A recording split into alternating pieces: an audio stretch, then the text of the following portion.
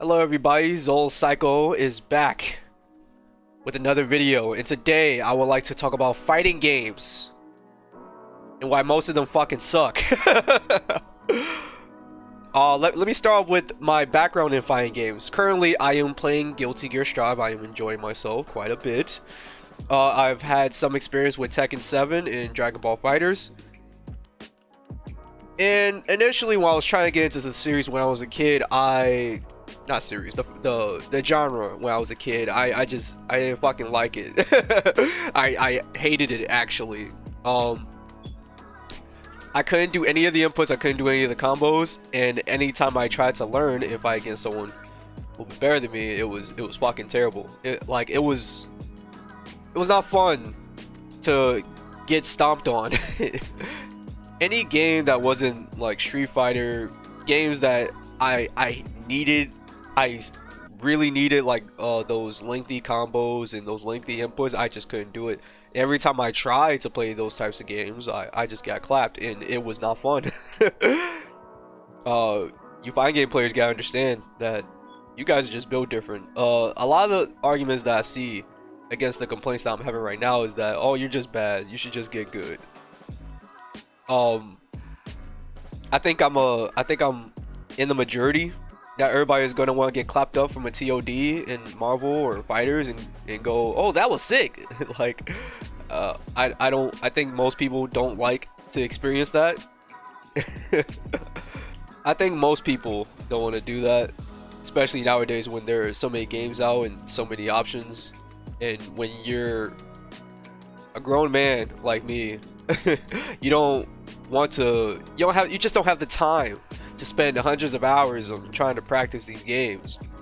Like a lot of people are complaining that all these games are becoming easier and more accessible with games coming out like Grand Blue, DNF Duel, and to some extent Fighters with their easy inputs.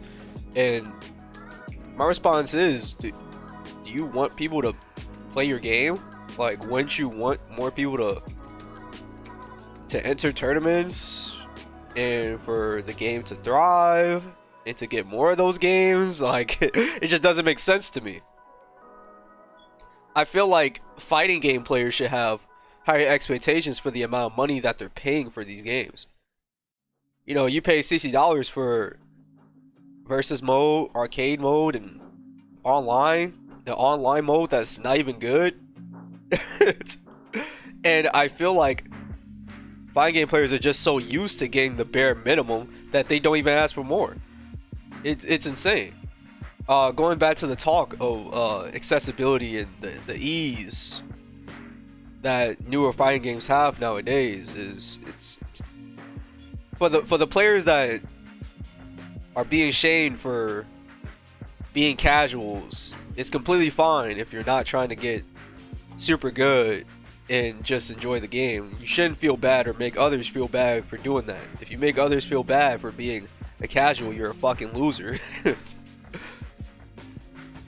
The big problem with these games is that outside those modes that I mentioned, versus mode, online, and arcade, there isn't really much of a reason to play these games. I mean, you have arcade mode, that's a single player experience, but that's probably the extent into what these games go to allow people to enjoy the game by themselves. You know, a lot of people say that the best way to experience a fighting game is through multiplayer, but I feel like there should be more for the amount of time and money you're investing into these games. I should be able to, like, let's say I'm new to a game, I go online, I get fucking clapped up. Now I'm like, okay, I don't want to play against people anymore. In most games, I'm like, okay, I don't want to play against people anymore. My first instinct is not going to, oh, I'm gonna go in training mode. Training mode is boring to most people, including me. I feel like there should be more modes in these games that allow people to enjoy themselves without having the stress of fighting somebody else. And I feel like games like the NetherRealm Studio games are taking a step in the right direction in regards to that. And I think other fighting games should follow suit. 1000%. a lot of the traditional fighting games, well, I wouldn't say a lot of them, but some of them, like Tekken 7 and Street Fighter 5, are implementing story modes into their games. However, it's obvious that these story modes are just an afterthought.